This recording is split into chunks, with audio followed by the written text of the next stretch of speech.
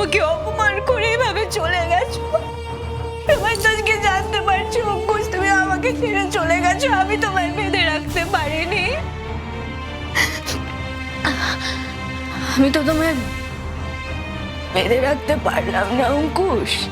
এ জীবনে আর তোমার সঙ্গে সংসার করা হলো না। যখন বেঁধেই রাখতে পারিনি তখন এতটা দূরে চলে যাব, এতটাই দূরে চলে যাব যেখান থেকে তুমি আর আমাকে ফিরিয়ে আনতে পারবে না। ভালো থেকো অঙ্কুশ, রাখি তাহলে। না না না না গুড্ডি, গুড্ডি তুমি আমার কথা শোনো। তুমি তুমি এভাবে ফোন রাখবে না। তোমার সঙ্গে একটা বোঝাপড়া আছে আমার। গুড্ডি সরকার অনেক কিছু শিখিয়ে পাঠিয়েছে তো তোমার। আবার সেই তোমার মা বলে উনি, যাই হোক নিজের মা বলে ওনাকে সম্বোধন করতে না পারো, অ্যাটলিস্ট আমার সামনে না ওনার সম্পর্কে কোনো উল্টোপাল্টা কমেন্ট করবে না। রেশমি, আমি তোমার সঙ্গে আর সংসার করতে চাইনি। এই কথাটা বলতে এসেছো তো আমি জানি তুমি এই কথাটাই আমাকে বলবে, নতুন করে আর কিছু বলার নেই তোমার আমাকে। কি মনে হয় ঋতুরাজ আমি খাওয়া পড়ার জন্য এই বাড়িতে রয়েছি? না না, খাওয়া পড়ার জন্য কেউ থাকে না রেশমি, তুমিও জানো আমিও জানি, ওসব নিয়ে ভাবছি না। দুটো মানুষ একসাথে সংসার করে, একসাথে একটা সংসার রচনা করে, এই বেসিকটা তুমি যদি না বুঝতে পারো তাহলে I am very sorry to say that, but আমি তোমার সঙ্গে থাকতে পারবো না। আমি এটাই বলতে চাইছি। তুমি ঠিকই বলেছো রেশমি, আমি তোমার সঙ্গে থাকতে পারবো না। আমি এটাই বলতে চাইছি। একটা মিনিমাম অনুতাপ বোধ নেই তোমার। কেন অনুতাপ হবে? আরে বাবা, আমি চাই না আমার মায়ের লাইফে কেউ থাকুক, কেন অনুতাপ হবে? তুমি এর পরেও চাও না? আমি অবাক হয়ে যাচ্ছি তোমাকে দেখে। তোমার কথা ইনফ্লুয়েন্স হয়ে একটা লোক চলে গেল, তোমার জন্য তোমার মা এইভাবে কান্নাকাটি করছে, তারপরেও তুমি চাও না? আমি চাই না। তুমি সত্যি না চাও তাহলে তো তোমার জীবনে থাকার কারো কোনো অধিকার নেই। ঋতুরাজ, একই তো ব্যাপার। তোমার মাও যদি বলে যে তোমার জীবনেও কেউ থাকবে না, তুমি সেটা মেনে নেবে তো? দেখো দুটো তো এক নয় না। হ্যাঁ, আমার কাছে একই কথা। আমার কাছে দুটো বিষয় একই।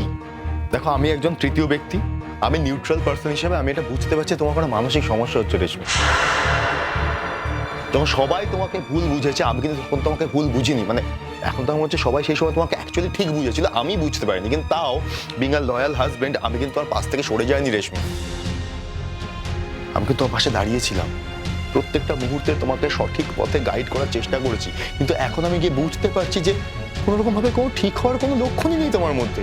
তুমি চাওই না ঠিক হতে। তুমি মানে কত অবলীলায় একটা সংসার ভেঙে দিলে, শুধু ভাঙলে তাই নয়, দুটো মানুষকে পোলসাপাট করে দিলে। ঋতুরাজ কুল। আরে বাবা এত বেশি ভেবো না, মানে গুড্ডি সরকার সেরকম মানুষ নয়, আর ওই লোকটাও সেরকম মানুষ নয়। ঠিক ফিরে আসবে, সবকিছু ঠিক হয়ে যাবে। আই রিয়েলি উইশ সো যেন এটা হয়, তাহলে সবথেকে বেশি তৃপ্তি বোধ। আমার সবথেকে বেশি কষ্ট কি লাগছে জানো তো? আমার যন্ত্রণা আছে কোথায় তুমি সেটা বুঝতে পারছো না। তোমার এই কাজকর্মের জন্য না আমি লজ্জিত বোধ করছি। আমি সত্যি আশা করছি তুমি যদি এই লজ্জাটা বুঝতে পারতে আমার, তাহলে হয়তো এই কাজগুলো করতে পারতে না। না মানে আমার কাজকর্মে তুমি কেন লজ্জিত বোধ করবে? আমরা তো কমপ্লিটলি আলাদা মানুষ দুজনে, কেন লজ্জা পাচ্ছ? লজ্জা পেও না। হ্যাঁ, আলাদা ছিলাম, বিয়ের আগে অব্দি আলাদা ছিলাম। মানে আমি এখন ভাবছি যদি আমি আলাদা এখনো ভাবতে পারতাম নিজেকে, বোধহয় সব থেকে বেশি খুশি আমি হতাম, কিন্তু ভাবতে পারছি না, আমার দুর্ভাগ্য। রেশমি, কি হয় জানো তো, বিয়ের পরে না আমার সমস্ত ভালো মন্দের দায়িত্ব তোমার, তোমার সমস্ত ভালো মন্দের দায়িত্ব আমাকে বহন করতে হবে। আমি বাধ্য। একটু কোনো অনুতাপ বোধ নেই তোমার? না। তার মানে বোঝা যাচ্ছে তুমি একজন বর্ন ক্রিমিনাল। সব কথা শেষ করে দিন তো চলেই গেছো, নতুন করে আর কি বলবে? সত্যি কি কিছু বলার আছে? হ্যাঁ, আর আজ তো আমি তোমায় খুঁজে বের করেছি, তুমি তো আমায় খোঁজোনি। প্লিজ গুড্ডি, অভিমান করো না। তুমি আমার অভিমানটা বুঝতে পারলে না। ও আমাকে দিয়ে প্রমিস করেছিল, আমি কি করে প্রমিসটা ভাঙতে পারি? ও প্রমিস করেছিল, আর তুমি যে আমাকে প্রমিস করেছিলে যে আমাকে ছেড়ে কোথাও যাবে না, আমার কোনো দাম নেই না তোমার কাছে? তোমার কি মনে হয় বলো তো গুড্ডি, আমি খুব ভালো আছি? তোমার কি মনে হয় বলো তো গুড্ডি? তোমার জন্য আমার মন কেমন করছে না? কি মনে হয় তোমার? তারপরেও তো দূরে সরে যাচ্ছ, আমারও তো মন কেমন করছে। তাহলে আমি দূরে সরে যাই, ভালো থাকবে তো, খুশি হবে তো তুমি? না না, এগুলো কি বলছো তুমি? কি বলছো এগুলো? তুমি আমাকে ছেড়ে কোথাও যেতে পারো না গুড্ডি। মেয়ে ভাবে কি বলছো তুমি এগুলো? তাহলে তুমি কেন চলে গেলে? কেন চলে গেলে আমাকে ছেড়ে? আছে, ঠিক আছে, কি বলবো আমি? ঠিক আছে, আমি কি ধর্ম সংকটে, হ্যাঁ আমি চলে গেছি ঠিকই, কিন্তু আমার ফিরে আসার পথ তো এখনো বন্ধ হয়ে যায়নি। অঙ্কুশ, সত্যি ফিরবে? তুমি সত্যি ফিরবে আমার কাছে? তুমি যদি এত অবুঝ হয়ে যাও তাহলে তো আমাকে ফিরতেই হবে। কি করবো আমি? না না না না না, কনসিডার করো না। তোমার যদি ফিরতে হয় তাহলেই ফিরো, কনসিডারেশনের কোনো প্রয়োজন নেই। না গুড্ডি,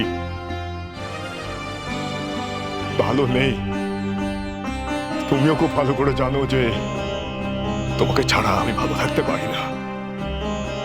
তোমাকে ছাড়া থাকা আমার কাছে মৃত্যু তুল্য। এই মৃত্যুটাকে আমি অ্যাকসেপ্ট করে নিতে পারতাম যদি তুমি আমার যাওয়াটাকে অ্যাকসেপ্ট করতে পারতে, কিন্তু তুমি তো সেটা পারছো না। তুমি। যে সংসারটা তৈরি হওয়ারই ছিল না, আমি সেটা ভেঙে দিয়েছি, উপকার করেছি তো। একমাত্র এই বাড়িতে ওই লোকটা ছাড়া তোমাকে তো কেউ সাপোর্ট করে না। অথচ কি কথা ছিল রেশমি, কি হওয়ার কথা ছিল? এই বাড়ির প্রত্যেকটা লোকের তোমাকে ভালোবাসার কথা ছিল, তোমাকে আদরে যত্নে মাথায় তুলে রাখার কথা ছিল। আজকে সব কটা লোক কেউ তোমায় পছন্দ করে না, সবাই তোমাকে এক ঘরে করে রেখেছে। বুঝতে পারো এটা? তুমি ফিল করতে পারো নাকি এগুলো তোমার কেউ যায় আসে না? আর সবাই এটা খুব ভালো করে এখন জানে যে তোমার যদি নিজের স্বার্থে আঘাত লাগে তুমি কাউকে রেহাই দেবে, তুমি যে কারোর যে কোনো বড় ক্ষতি করে দিতে পারো, এবং তুমি আমাকেও ছাড়বে না। আমি যে এতটা খারাপ আগে জানতে না। না, আগে তো জানতাম না, আগে সত্যি জানতাম না। এই ভালো খারাপ সব না পার্সপেক্টিভ। আমি এখনো মনে করি, বিশ্বাস করো রেশমি, তুমি আমার জীবনে প্রথম ভালোবাসা রেশমি। আমি তোমার আগে কাউকে কখনো ভালোবাসিনি। আমি এখনো চাই তুমি এই ভুলগুলো থেকে সরে আসো। আমি এখনো বিশ্বাস করতে পারি না, খুব কষ্ট হয় আমার বিশ্বাস করতে যে তুমি এই ভুলগুলো করছো। সেই জন্য বারবার তুমি যখন কোনো ভুল করেছো আমি সেটার মধ্যে থেকে তোমার কোনো দুঃখ কষ্ট খোঁজার চেষ্টা করেছি।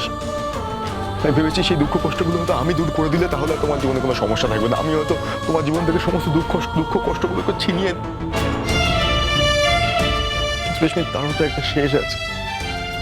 আমি এখন বুঝতে পারছি এই সমস্ত কোনো কারণ নেই, সবটাই তোমার একান্ত ব্যক্তিগত কারণ। দেখো রেশমি, তুমি যদি ক্রমাগত এইভাবেই ভুল করতে থাকো দিনের পর দিন, তাহলে একটা সময় অবধি আমি অপেক্ষা করবো ঠিকই। তারপরে কিন্তু সারাটা জীবন তোমার এই ভুলের সঙ্গে আমি আমার জীবনটা কাটাবো না, এবং সেটা পাই না। ডিভোর্স দিয়ে দেবে আমায়? তোমার কি মনে হয় বলো, শুধুমাত্র ডিভোর্স দেওয়া নেওয়াটাই সব থেকে বড় ব্যাপার? এর বাইরে আর কিছু এক্সিস্ট করে না পৃথিবীতে? কারণ প্রচুর লোককে চিনি যাদের ডিভোর্স হয়ে গেছে, তারপরেও তারা মানসিকভাবে আলাদা হতে পারেনি। ডিভোর্স হয়ে যাওয়া মানে আলাদা হয়ে যাওয়া নয়। এর থেকে বেশি ডেঞ্জারাস কি জানো তো? আমাদের ডিভোর্স হলো না, আমরা একই বাড়িতে থাকলাম, অথচ আমার আর তোমার মধ্যে কোনো রকম কোনো মানসিক সংযোগ থাকলো না। তুমি বুঝতে পারছো এর থেকে বড় ড্যামেজ একটা সম্পর্কে আর কিছু হতে পারে না? তুমি পরিষ্কার করে জানিয়ে দিলে আমাকে যে তোমার আর আমার প্রতি মন নেই, তাই না? না, মনটা চলে যাচ্ছে, মনটা থাকছে না। তাই আমি তো মানতে পারছি না। আমি হাজারবার চেষ্টা করে আমি মানতে পারছি না এইগুলো।